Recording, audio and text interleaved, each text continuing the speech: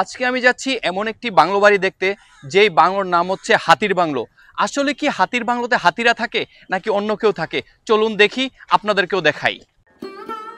চট্টগ্রামের সিআরবিতে পাহাড়ঘেরা মনোরম প্রাকৃতিক পরিবেশে অবস্থিত এই ঐতিহাসিক স্থাপনা ইতিহাস ঐতিহ্যের অনন্য নিদর্শন, যা হাতির বাংলো নামেও পরিচিত। চট্টগ্রাম শহরের লালখান বাজারের লেডিস ক্লাবের পাশ দিয়ে যে রাস্তাটি পাহাড়ের উপরের দিকে উঠে গেছে, সে রাস্তা ধরে মিনিট পাঁচেক হাঁটতে হাঁটতে আপনি পেয়ে যাবেন চারপাশে উঁচু পাহাড়, পাহাড়ের সাথে সবুজের সমারোহ, পাখির কিচিরমিচির। এমন মন মাতানো পরিবেশে দাঁড়িয়ে আছে অবিকল হাতির মতো দেখতে ব্রিটিশ আমলে তৈরি করা 131 বছর পুরনো এক ডুপ্লেক্স ভবন। হাতির মতো দেখতে হওয়ায় এর নাম হয়েছে হাতির বাংলো। দর্শক, এই মুহূর্তে আমি দাঁড়িয়ে আছি চট্টগ্রামের জনপ্রিয় এবং ঐতিহাসিক এক বাংলো হাতির বাংলোর সামনে। এই বাংলোতে এসে দেখলাম আসলে দেখতে অবিকল হাতির মতো। 1893 সালে যখন চট্টগ্রাম থেকে ফেনী পর্যন্ত রেল রাস্তার যেই কাজ শুরু হয়, তখন এর দায়িত্বে ছিলেন ব্রিটিশ ইঞ্জিনিয়ার ব্রাউনজার। ব্রিটিশ ইঞ্জিনিয়ার ব্রাউনজার এই বাংলো তৈরি করেন উনি নিজে থাকার জন্য এবং রেলওয়ের ঊর্ধ্বতন কর্মকর্তারা এখানে এসে থাকার জন্য। হাতির বাংলোর ঠিক পিছনের অংশে আছি, কিছুই দেখতে পাচ্ছি না, যেহেতু এখানে এসে কাউকে দেখতে পেলাম না। ভিতরে যাওয়ারও কোনো সুযোগ নেই, ভিতরে গেলে হয়তো বা আপনাদেরকে আরও আমি অনেক কিছু দেখাতে পারতাম।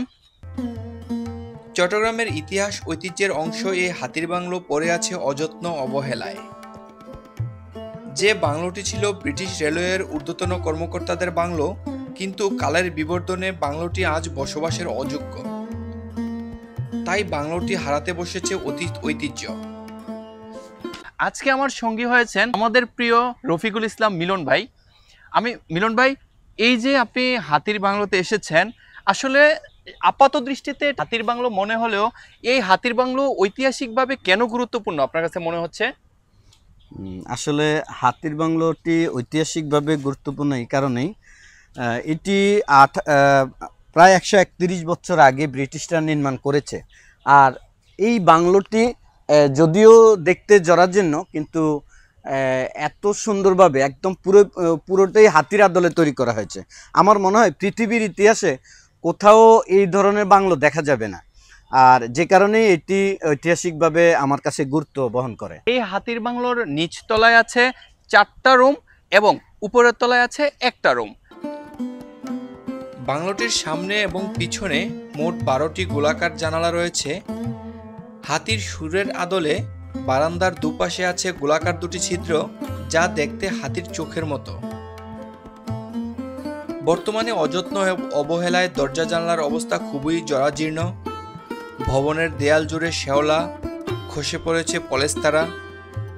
ভবনের চারপাশে ময়লার স্তূপ ও আবর্জনায় পরিপূর্ণ।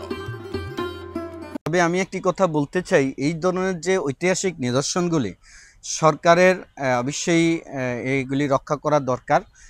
যেহেতু এই ভবনটি জরাজীর্ণ অবস্থায় পড়ে আছে, এখানে তত্ত্বাবধায়ক কাউকে দেখছি না, তো আমি সরকারকে অনুরোধ করব পর্যটকদের এই নিদর্শনটা বা ঐতিহাসিক নিদর্শনগুলি সরকারের ঊর্ধ্বতন মহলের দৃষ্টি আকর্ষণ করছি, তারা যেন এই ঐতিহাসিক নিদর্শনটি রক্ষার দায়িত্ব নেন।